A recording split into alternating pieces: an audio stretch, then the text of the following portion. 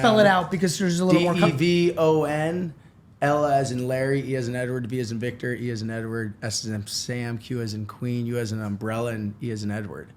Devon LeVake. And I should be standing at the top of Mount Everest in, it's about 46 days now.